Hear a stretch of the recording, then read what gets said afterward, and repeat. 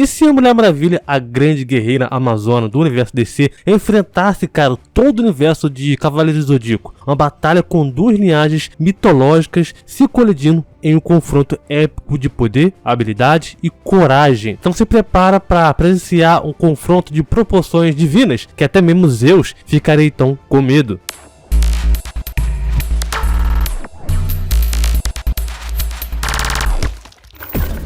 Fala pessoal, beleza? Aqui que vos fala é o Thiago, estamos no mais Duelo Mortal. E o Duelo Mortal de hoje, né, envolve então Mulher Maravilha, uma das guerreiras mais poderosas do universo DC e uma também das minhas personagens favoritas da DC também, né, contra todo o universo de Cavaleiros do Zodíaco. Como essa batalha iria se sair? E o principal, quem venceria? Eu vou te responder essas duas perguntas assim que você der aquela moral, se inscrevendo no canal e deixando aquele like divino. Essa grande ajuda que vocês me dão me motiva ainda mais a trazer mais conteúdos para vocês. Vamos começar então analisando então o universo de Cavaleiros do Zodíaco, tá? Dividindo eles então em partes. A hierarquia do universo de Cavaleiros do Zodíaco, ela é estruturada de acordo com a posição de poder dos personagens divinos e guerreiros que habitam então nesse mundo. A gente vai dividir então em 5 camadas, tá? A primeira camada são Cavaleiros de Bronze. Os Cavaleiros de Bronze são a base da autoridade dos Cavaleiros do Zodíaco, né? Eles são então os guerreiros jovens e menos experientes, mas que demonstraram então grande experiência e potencial também. Cada Cavaleiro de Bronze representa então um signo do Zodíaco e usa então uma armadura correspondente. Com o passar do tempo, eles então podem então se tornar então mais fortes e progredir para se tornar então Cavaleiros de Prata e eventualmente Cavaleiros de Ouro. Segunda camada, camada de Prata, são os Cavaleiros de Prata, né, que ocupam então uma posição abaixo dos Cavaleiros de Ouro na autoridade. Eles também protegem então o santuário e também a deusa Atena, mas sua força e poder são inferiores aos dos Cavaleiros de Ouro. Cada Cavaleiro de Prata também usa então uma armadura representando então seu signo do Zodíaco e também possui habilidades únicas. Terceira camada, a camada do Cavaleiro de Ouro, né? Cavaleiros de Ouro são guerreiros mais poderosos e também respeitados do santuário de Atena. Eles são responsáveis por proteger as 12 casas zodiacais e são então nomeados de acordo com o signo do Zodíaco que representa então eles. Os Cavaleiros de Ouro são então considerados a elite de Cavaleiros do Zodíaco. Cada um deles possui então habilidades e poderes inspirados, além também de usar a armadura de ouro. Quarta camada, Grande Mestre. O Grande Mestre, ele é o líder supremo do santuário de Atena, a mais alta autoridade entre os Cavaleiros do Zodíaco. Ele é responsável por tomar decisões importantes e também guiar os cavaleiros em suas missões. A carga do Grande Mestre, ela é ocupada por uma grande pessoa com sabedoria e poder, geralmente escolhido então entre os Cavaleiros de Ouro. A quinta camada é a última camada, Deus do Olimpo. Os deuses do Olimpo são então seres supremos do universo de Cavaleiros do Zodíaco. Zeus é o rei dos deuses e governa então sobre todos. Ele é acompanhado por outros deuses importantes como Poseidon, deus das águas, e Hades, deus do mundo dos mortos, Atena, a deusa da sabedoria e da guerra justa, e também ocupa também uma posição de destaque como protetora da Terra. Além desses níveis de personagens, existem também outros personagens, como por exemplo os espectros de Hades e os generais de marinas de Poseidon, que também desempenham papéis importantes nas sagas e também possuem suas próprias hierarquias dentro das suas respectivas divisões. Essa é uma visão resumida do universo Cavaleiros do Zodíaco, onde a força e poder e a lealdade também são características fundamentais para poder ascender na autoridade e também garantir a proteção da Terra e também da deusa Atena. O universo Cavaleiros do Zodíaco também, ele é muito vasto, tá? Muita coisa ela é canônica e outras também não é canônica, mas muitas delas, como por exemplo Next Dimension, Episódio G, Lost Canva, Senseiya Gigantomachia e outras histórias também, universos criados, né? Cada um deles tem a sua própria importância para o universo de CDZ, mesmo que seja então canônica ou não. Mas o ponto importante é que o universo de Cavaleiros do Zodíaco também contém então multiversos, dimensões, outros mundos e universos, linhas do tempo e assim vai. Eu quero ressaltar isso porque cada história de Cavaleiros do Zodíaco, não cronologicamente, é mais poderoso do que a história atual. Por exemplo, o episódio G, ele é mais poderoso do que a história do mangá, porque eleva o nível de poder dos cavaleiros, né? Todos, até mesmo entidades também, um nível bem alto. Seguindo o padrão da história de Cavaleiros do Zodíaco que segue, né? Cada ser que adentra as 12 casas ou vai enfrentar um ser, né, mais poderoso, precisa então enfrentar cada oponente das 12 casas, até chegar então na Atena.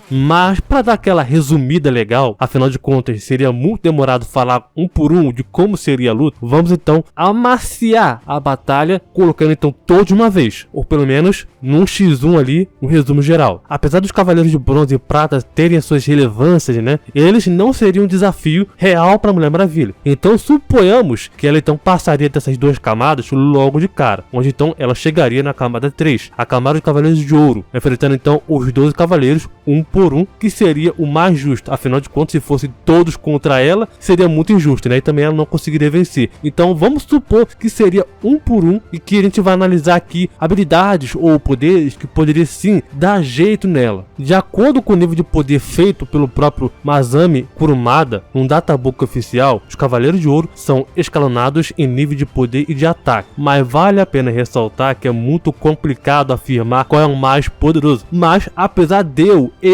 Thiago, né, acreditar que o Shaka está assim entre os mais poderosos, se não o mais poderoso Cavaleiro de Ouro. Mas vamos seguir então com as fontes oficiais aí, só pra gente ter uma noção. O Donkon, por exemplo, tem 268,4 de poder. A Iorius tem 255,2 de poder. O Saga tem 230,4 de poder. O Shaka tem 225,4 de poder. O Milo tem 222,4 de poder. O Mu tem 216,8 de poder. A Afrodite 214,8 de poder, Shura 209,2 de poder, Camus 207,6 de poder, Aldebaran 198,6 de poder, Máscara da Morte 197,6 de poder, a Ioria 167,2 de poder. É importante destacar que os dados não foram meramente somados, né? Já que isso seria então errado, considerando então que o gráfico de habilidade é dividido então em níveis e não em valores absolutos. Cada personagem possui então nível de 1 a 5 em cada atributo, enquanto então no Cosmo especial apenas o valor ele é indicado, como se os atributos pudessem então ser calculados numericamente. Por exemplo, o Ki de Dragon Ball ser mais de 8.000 de Ki, sendo então ultrapassando isso, né, e assim vai. Então é mais fácil usar o valor máximo do Cosmo especial e usar ele no gráfico de habilidade. Por exemplo, no nível 5 significa então que o personagem domina então totalmente o atributo em questão, gerando então em uma pontuação mais alta, e é por isso que atribui então um valor de 33, que é então a maior avaliação do Cosmo especial. Todos os Cavaleiros de Ouro, ou pelo menos quase todos, né, têm então a capacidade de usar o 7º ou o 8º sentido, onde eles então têm uma compreensão maior do Cosmo. Os usuários, né, do 8º sentido podem então viajar livremente para o próprio submundo e também manter a sua vida após a morte. Os Cavaleiros de Ouro então possuem então uma grande vantagem em termos de velocidade, agilidade e poder destrutivo, né? Cada um deles então é capaz de utilizar o Cosmo, uma energia então cósmica, que eles então conferem então habilidades sobre-humanas, e eles também podem dominar técnicas especiais conhecidas como, por exemplo, Clutch Attacks, que ele então permite então diferentes formas de ataque e também defesa. Além disso, os Cavaleiros de Ouro são protetores das 12 casas do Zodíaco e estão sempre dispostos a sacrificar as suas vidas para poder cumprir o seu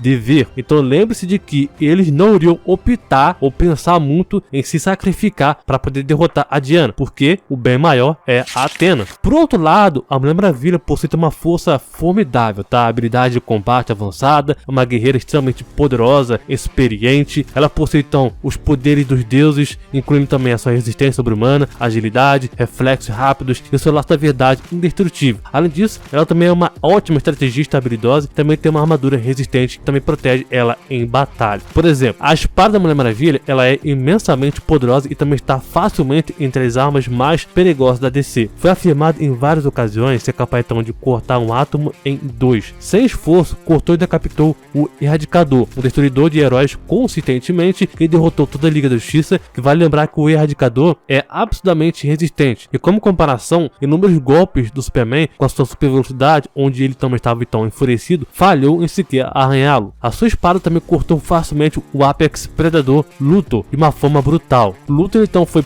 presenteado com as habilidades das 7 forças do universo por perpétuo, considerando então ele a níveis quase infinitos de poder na época. E se não fosse então a sua rápida recuperação e regeneração, né, que salvou ele, seria então mais um vilão que teria então ido pro saco, onde então a espada da Mulher Maravilha teria então derrubado ele sem esforço nenhum. A sua espada também já penetrou consistentemente vários vilões poderosos, personagens de nível Superman com facilidade, começando com, por exemplo, o Darkseid, né? Perfurou então dos Day, mesmo no seu auge, auge do poder. Se o Superman não estivesse tão parado, a sua espada então também teria então matado o Mul-Gu. Embora ela obviamente não usasse então a sua espada para poder proteger de ataques com tanta frequência, né? Ela tem um feito impressionante de durabilidade. A sua espada resistiu tão facilmente, também desviou da visão do calor do próprio Zod. A visão do calor do próprio Zod, por exemplo, mostrou-se comparável do Superman, que chegou então a combalear ele várias vezes. Uma curiosidade aqui, né? A visão de calor de um kryptoniano é poderosa o suficiente para que até mesmo os próprios kryptonianos possam então ter a sua pele cortada por ela. E isso que eu tô citando aqui é só uma arma, né? Uma de muitas armas que ela usa. Mas a Diana também contém vários outros feitos, não só de espada, mas como também de braceletes, força, velocidade, e assim vai. Resistência também, e assim vai, né? E como ela também tá enfrentando então um panteão grego, que são então os cavaleiros, né? Ela dificilmente iria ser morta. Não digo que seria impossível, mas eu digo que, assim, seria difícil. Porque até mesmo deuses tendo então mais poder do que ela, por exemplo, Ares, Hecate, Zeus, né? Em teoria, em tese ali também, que mostraram a ela, né? Nem sequer conseguiram matar ela definitivamente. Ela foi abençoada pela força da Gaia, velocidade do Hermes, agilidade do Artemis e a sabedoria de Atena. A linhagem olimpiana e as armas divinas da própria Diana, né? Concedem a ela o poder para poder enfrentar vários personagens ou vários oponentes. Ela recebeu a força da deusa da terra Gaia, onde ela foi então declarada ser mais forte que Hércules. A Diana é capaz de derrubar muitos pesos pesados com sua força, incluindo também Hércules, Superman, Mul-Gu, Brute, Supergirl, Power Girl e assim vai. Outro exemplo, a Mulher Maravilha destruiu então o Cetro Cronos, que na época continha então o poder da onda divina multiversal. O poder da onda divina se originou da fonte há bilhões de anos. É uma força cósmica de energia que criou todos os mundos, planetas, vida existente, panteões da Terra, a força de velocidade, o campo quântico, espectro emocional, canalizado então pelos Guardiões do Universo, quebrou esse cetro, onde fez então com que a criação se consertasse, digamos assim, né? A Diana então conseguiu então conter o deus da força Superman. Superman, nesse estado de poder, né, amplificado, ele não se segura, e com seu laço então ela trouxe ele de volta ao seu sentido. Se considerarmos apenas os poderes individuais, a Mulher Maravilha poderia ter dificuldade em lidar com a velocidade e os ataques poderosos dos Cavaleiros de Ouro. No entanto, é importante lembrar que a Mulher Maravilha é uma personagem muito experiente e também resiliente, com a capacidade de resistência inabalável. Por exemplo, Cavaleiro de Ouro, até mesmo os Cavaleiros de Ouro mais, entre aspas, baixo, né, tem ataques absurdos de poder. O soco de velocidade da luz pode então estilhaçar as estrelas, como por exemplo a Afrodite chegou a fazer, e é capaz de fazer também. Os Cavaleiros que despertaram seu sétimo sentido, por exemplo, o Cavaleiro de Ouro, né, podem se mover na velocidade da luz. Isso também se engloba a todos, o que sim poderia então favorecer eles para Diana, mas não quer dizer que a Diana não possa então atingir essa velocidade. Não, pelo contrário, ela pode. O problema é, a Diana ela não atinge essa velocidade instantaneamente, logo de cara. Não. Já os Cavaleiros de Ouro, praticamente todos, tá, atingem essa mesma velocidade na hora. E isso ajudaria muito pro ataque ou contra-ataque, agilidade na hora também de desviar e também fundir com um poder maior, mais bruto. Um exemplo, por exemplo, né, de um Cavaleiro de Ouro bastante poderoso. A armadura de ouro de Aiolos oferece então uma proteção superior às armaduras do bronze e prata. A armadura de ouro de Aiolos também é equipada com um poderoso arco e flecha, usado então para poder focar o seu cosmo em um ataque poderoso. E esse ataque pode ser focado em uma só flecha ou milhões de flechas. Alguns cavaleiros também são capazes de tancar ataques mega poderosos, como por exemplo as explosões galácticas, um ataque que detém o poder de destruir galáxias, né, como o nome já diz, bem como também sobreviver às exclamações de Atenas, uma técnica que pode então replicar um poder de um Big Bang em um único ponto. Também são necessárias temperaturas do zero absoluto para poder congelar armaduras de ouro, por exemplo. Cada cavaleiro de ouro tem as suas habilidades essenciais para poder usar em diferentes adversários. Um cavaleiro de ouro que eu gosto bastante é o próprio Shaka. Ele tem várias habilidades. Uma delas é, por exemplo, a Milagre, a habilidade de queimar seu cosmo muito além dos seus limites, alimentando a sua própria vontade eterna. Ele permite então que os humanos se aproximem do poder dos deuses e derrotem o invencível. Ele usou isso no Seiya, né, por exemplo. Outro ataque mega poderoso do Shaka é o Tenbu Horin, um ataque final do Shaka que então prende o oponente a uma dimensão alternativa, paralisando ele, enquanto então ele corta todos os sentidos do oponente. Também é conhecido como Tesouro dos Céus e Drahama, Dançante do Céu. Mas eu tenho certeza que agora vocês estão se perguntando, estão falando aí, né? Mas Thiago, a Diana ela conseguiria vencer uma grande parte dos Cavaleiros de Ouro, né? Porque ela então, na sua forma mais base, ela tem feitos absurdos, como por exemplo afetar até mesmo o universo, né? Olha, jovens, eu não vou discordar maldade de vocês. Realmente sim, ela tem feitos absurdos que cita ou tem menções ao universo, ou mesmo até mesmo criação, né? Por exemplo, ela batendo então nos braceletes em Future State, destruindo então todas as sombras da escuridão e dando então início ao novo universo. O problema é que nem sempre o poder é o que vai garantir a vitória a um personagem. E mais, em situações em que a Diana faz esses feitos absurdos, vamos usar esse que eu citei agora, tá? Em Future State. Bom, ela estava então sozinha no universo, não tinha mais ninguém. Ela viu o Superman morrer segurando então Darkseid no sol. Ela viu o Spectro morrer na frente dela com o laço da verdade. E outra é que nesse ataque ela acabou sendo então morta também. Então, alguns feitos absurdos têm sempre um porém, um contexto, um porquê ou uma consequência do porquê ela fez aquilo. Mas vamos supor que ela ainda assim conseguisse fazer esses feitos aí absurdos nos Cavaleiros de Ouro. Ela venceria todos? Bom, logicamente que pra mim não. Porque mesmo que a Diana realizasse um ataque mega forte com seus braceletes ou outro tipo de ataque, né? Ainda assim vão restar outros cavaleiros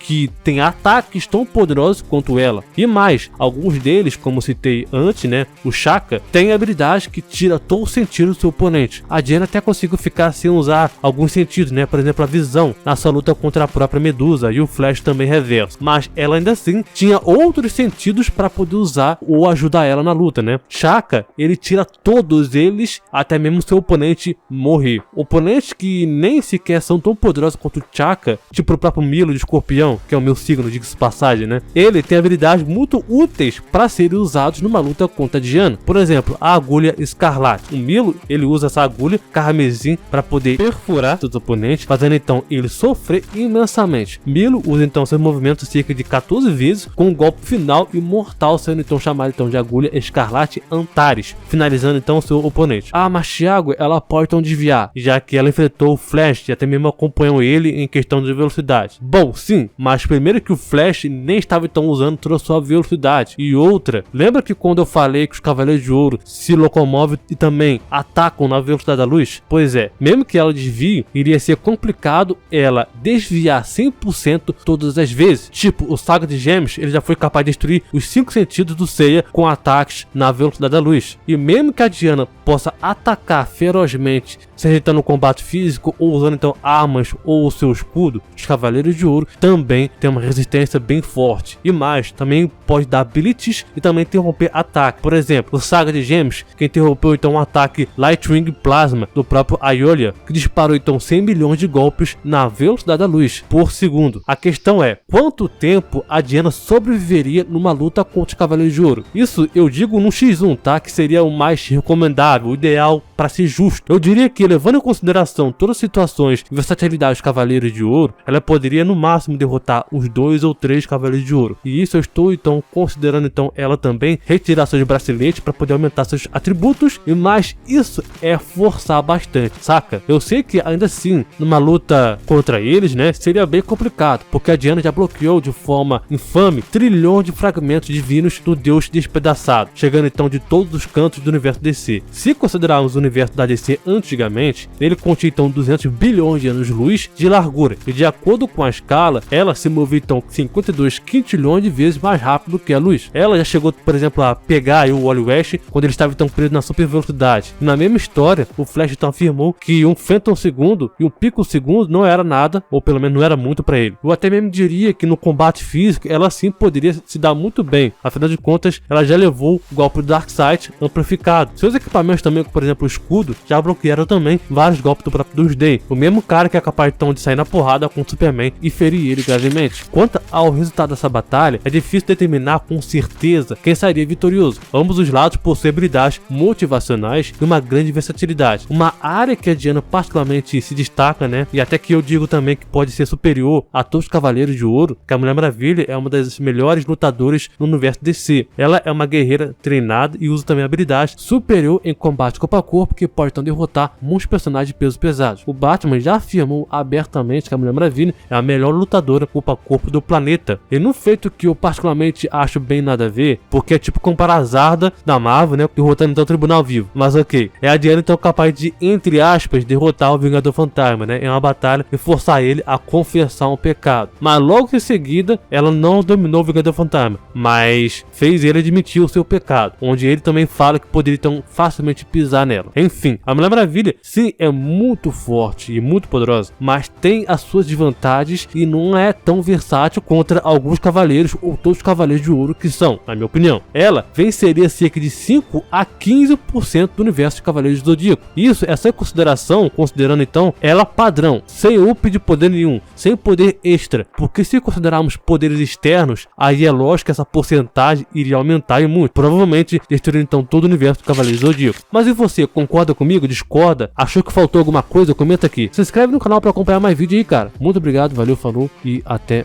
mais.